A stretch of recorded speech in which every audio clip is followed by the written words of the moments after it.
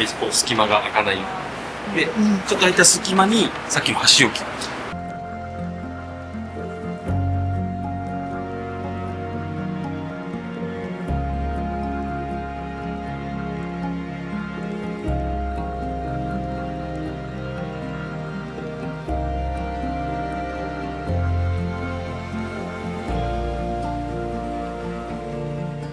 土は基本的に天草の陶石を使ってます。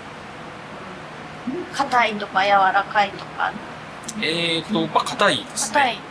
上質な陶石なので硬いです。はさみ焼きはそれを使ってる。そうですね。まあ基本的には陶石は天草で、あとちょっと土っぽいものはいろんなところからいろんな産地からちょっと寄せてブレンドしたりとかっていうのはしてますね。まず素焼きをして、ここで絵付けをして、で絵付けしたものがこういう形で、これが染付になりますね。でこれを本焼成の本窯で焼くと、今のそこの窯に出てきたような形でできる。さっきの絵付けしたものに、これが釉薬なんですけど、釉薬をかけて焼くと表面がガラス質になるんですよ。はさみ焼きにおいてやっぱ絵付けって独特なんですか？やっぱり絵付けは大事ですよね。そもそも今形を作るっていうのが一番今人がいないところなんですよ。形を作る人も年齢が高齢になってきたし、それを絵付けする人たちも高齢になってきた。絵付けでこれ塗りつぶすのをダミって言うんですよ。ダミ。まあ染付絵付けですね。で本焼成したのがこれで、これに転写を貼ります。これ焼く前です。これを焼くとこう、これが完成。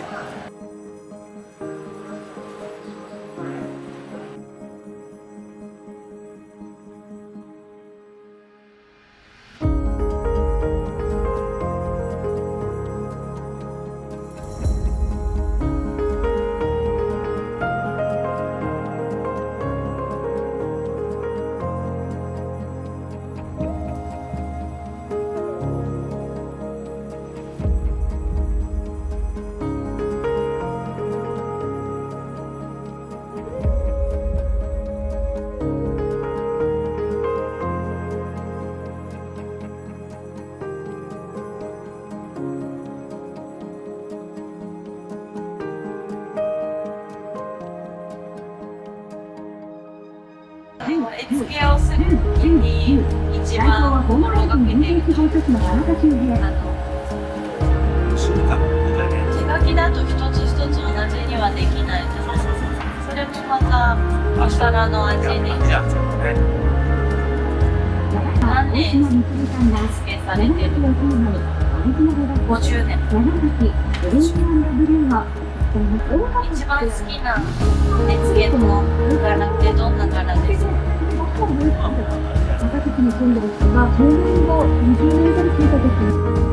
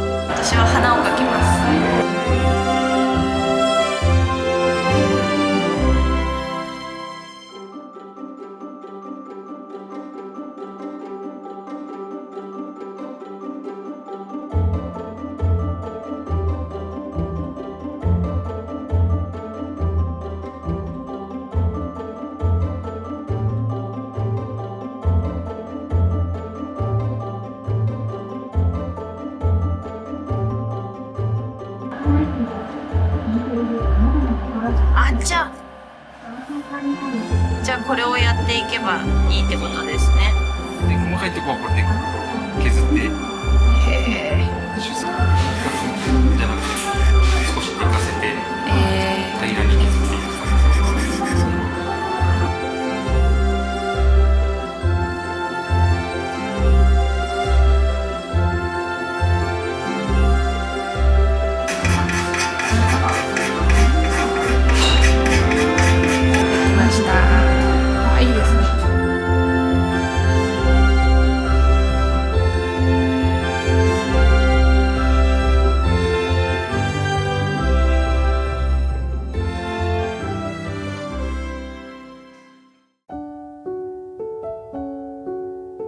石丸陶芸はですね、ハサミ焼きを中心にこのハサミと有田と、いろんな窯元さんの商品を、オリジナルでデザインしながら、あと会社の中にリンクロ窯っていう窯も持ってますので、そういうところでオリジナルを作って、全国に販売してます。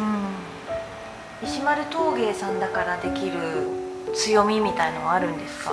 デザインだったりとか。そうですね、デザイナーは今社内にはいないんですけど、社外の方で、4名から5名ぐらい契約していらっしゃる方がいて、そういう方に、リンクロ窯の小伊万里もちょっと新しい今風のデザインっていうのをやってもらったりとかしながらで、日々進化していくっていう感じですかね。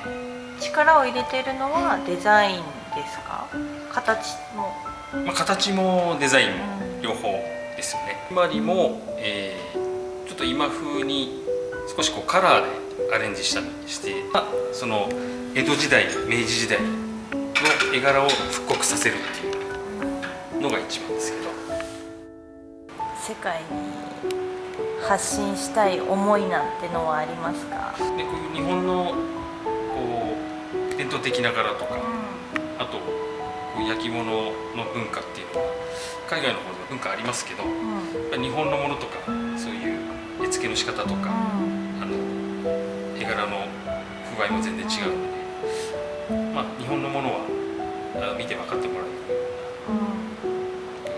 える、リンクローのものとかですね、そういうのがもっともっと世界で広げていければなと思ってますけど。